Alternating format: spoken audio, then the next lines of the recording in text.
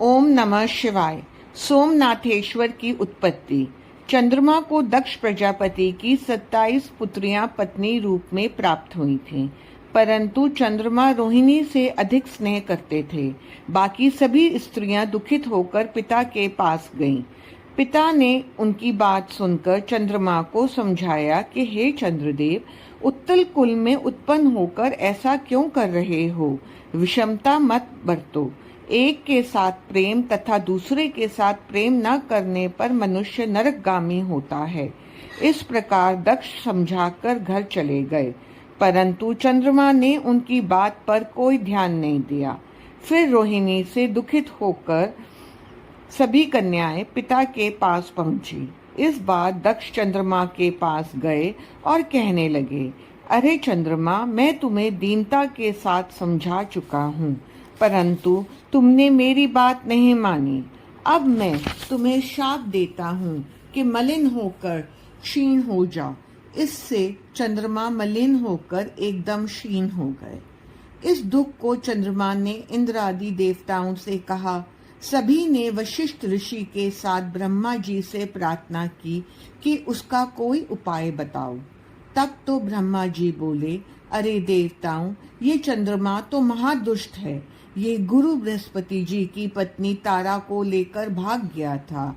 उसे लेकर दैत्यों के पास पहुंच गया। इस कारण इसने देव दानवों में युद्ध करा दिया। मेरे बहुत समझाने पर इसने तारा को वापस किया, परंतु वह गर्भवती थी, अतः बृहस्पति जी ने उसे लेने से मना कर दिया। तब मैंने उस गर्भ का निराकरण किया और गुरु पत्नी तारा को उन्हें दिलाया। इसलिए ये चंद्रमा तो अपनी दुष्टता छोड़ता ही नहीं। आप लोग इसकी बात मुझसे मत कहो, परंतु आप लोगों के यहाँ आने से तथा कहने से मैं एक उपाय बताता हूँ कि तुम सभी लोग चंद्रमा को साथ लेकर प्रभास नामक क्षेत्र में भगवान शंकर का पूजन करो। मृत्युंजय के तप द्वारा आप भगवान का पूजन तथा जप करें। शंकर जी की कृपा से इसका कष्ट दूर हो जाएगा। ब्रह्मा जी के वचनों से सभी देवता तथा ऋषि प्रभास क्षेत्र में सभी तीर्थों का आवाहन कर शिव पूजन करके जप कराया। 10 करोड़ जप द्वारा भगवान शंकर प्रकट हुए तथा चंद्रमा को वर मांगने को कहा। तब चंद्रमा ने अपनी क्षीणता न होने का वरदान मांगा। इससे शंकर भगवान ने कहा, हे शंकर, तुम्हारा दक्ष प्रजापति का शाप तो नहीं हटाया जा सकता, परंतु इतना कर सकता हूँ कि कृष्ण पक्ष के 15 दिन तक तुम क्षीण होते रहोगे और शुक्ल पक्ष में तुम बढ़ते रहोगे। यह सुनकर चंद्रमा बहुत प्रसन्न हुआ तथा सभी देवता भी प्रसन्न हुए। सभी शंकर भगवान की स्तुति कर प्रणाम करके अपने स्थान को जाने लगे।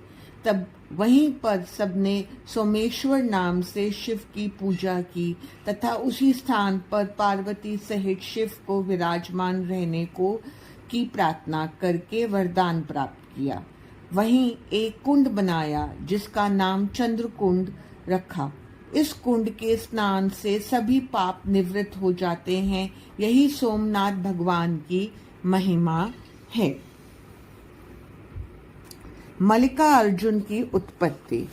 पार्वती के बड़े पुत्र स्वामी कार्तिकेय अपने विवाह के विषय में शिव के कथन अनुसार जब पृथ्वी की परिक्रमा करके आए तो मार्ग में ही नारद जी ने उन्हें बहका दिया कि तुम्हारे पिता शंकर भगवान ने तुम्हारे साथ अच्छा व्यवहार नहीं किया है। तुम्हें तो पृथ्वी की परिक्रमा को भेज दिया और पीछे से अपने छोटे पुत्र गणेश का विवाह कर दिया। यह सुनकर स्वामी कार्तिकेय को बहुत क्रोध आ गया। वे क्रोधित होकर वहां से लौट कर चल दिए। माता पार्वती तथा शिव जी के बार बार कहने पर भी वे ना रुके, क्रौंच पर्वत पर चले गए। पार्वती जी पुत्र के वियोग में विलाप करने लगी। शिव जी भी मनुष्यों की भांति दुखित होकर क्रौंच पर्वत पर उन्हें लिवाने गए। शिव पार्वती के आगमन की बात सुनकर वे वहां से 100 योजन और दूर चले गए। कुमार का वहां से चला जाना सुनकर शंकर जी वहां ज्योतिर्लिंग रूप से विराजमान हो गए। तभी यह लिंग मल्लिकार्जुन नाम से प्रसिद्ध है। महाकालेश्वर की उत्पत्ति। अनवटी नाम की नगरी में एक शिव भक्त ब्राह्मण थे।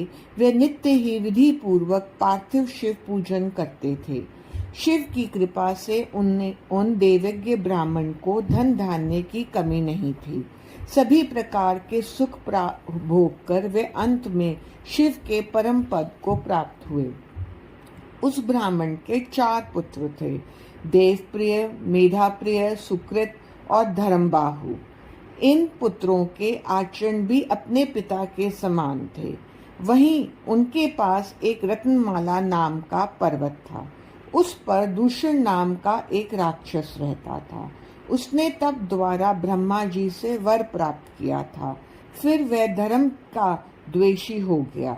वह धर्म का नाशक तथा देवताओं को पीड़ित करने लगा। अपने बल पराक्रम से उसने दोनों लोकों को जीत लिया।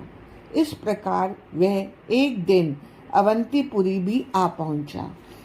उसने अपने प्रमुख 4 दानवों को बुलाकर कहा, मैंने अपने बल से त्रिलोकी को वश में कर लिया है, किंतु शिव भक्त ब्राह्मण मेरे अधीन नहीं हो रहे हैं। इसलिए तुम जाकर सभी ब्राह्मणों को इकट्ठा करो, उन्हें मेरी आज्ञा सुनाओ। यदि वे मेरी आज्ञा पर चलें तो ठीक है, अन्यथा उन्हें दंड दो। तब वे दूर जाकर उपद्रव मचाने लगे। प्रजा के लोग दुखित हो गए, किंतु ब्राह्मणों पर उनका कोई असर नहीं हुआ। प्रजा के लोग ब्राह्मणों के पास जाकर प्रार्थना करने लगे, हे देवों, हम आपकी शरण में हैं। मालूम नहीं ये दानव दुराचारी कहाँ से आकर उपद्रव मचा रहे हैं। इन्होंने बहुत से नगरवासियों को मार दिया है। आप हमारी रक्षा करो। ब्राह्मण बोले, हमारे पास कोई अस्त्र शस्त्र नहीं है तथा न कोई बल पराक्रम है कि इन दैत्यों का नाश कर सके। हम तो भगवान शंकर का आश्रय लेकर ही यहाँ ठहरे हैं। उन्हीं की कृपा से हमारी रक्षा हो रही है। इतना कहकर वह 4 ब्राह्मण कुमार अन्य ब्राह्मणों को साथ लेकर नियम पूर्वक शिव पूजन में लग गए। इतने में 4 दैत्य वहां पहुंच गए। सभी नगर निवासियों तथा ब्राह्मणों को देखकर कहने लगे कि इन्हें पकड़ लो, मारो मारो। किंतु ब्राह्मण तो निर्भय होकर शिव पूजन में लगे रहे और प्रजा के लोग भागने लगे। दानवगण ज्यों ही उन ब्राह्मणों को पकड़ने के लिए आगे बढ़े, त्यों ही पार्थिव लिंग के नीचे की भूमि भयंकर शब्द के साथ फट गई। शंकर भगवान वहां भयंकर शब्द करते हुए प्रकट हो गए। उन्होंने अपने हुंकार शब्द से ही सभी दैत्यों को तथा सेना को और दूषण नामक दैत्य महादैत्य को भी मार डाला। भगवान के इस अद्भुत चरित्र को देखकर सभी मुनिगण तथा देवता प्रसन्न हो गए। आकाश में पुष्पों की वर्षा करने लगे। फिर ब्राह्मण पुत्रों से वरदान मांगने को शिवजी ने कहा। ब्राह्मण बोले, स्वामिन, आप हम पर प्रसन्न हैं तो हमारा आवागमन छुड़ाकर अपने चरणों में स्थित स्थान दीजिए। इस पर आप जगह पर आप सदा निवास कीजिए तथा सभी की मनोकामनाएं पूर्ण कीजिए। इस प्रकार सदाशिव उन ब्राह्मणों को मनोवांछित फल देते हुए महाकालेश्वर के नाम से वहां विराजमान हो गए। ये महाकालेश्वर भगवान सभी दर्शनार्थियों के दुख दूर करते हैं तथा पूजन करने पर सभी पापों का नाश कर मनोकामनाएं पूर्ण करते हैं।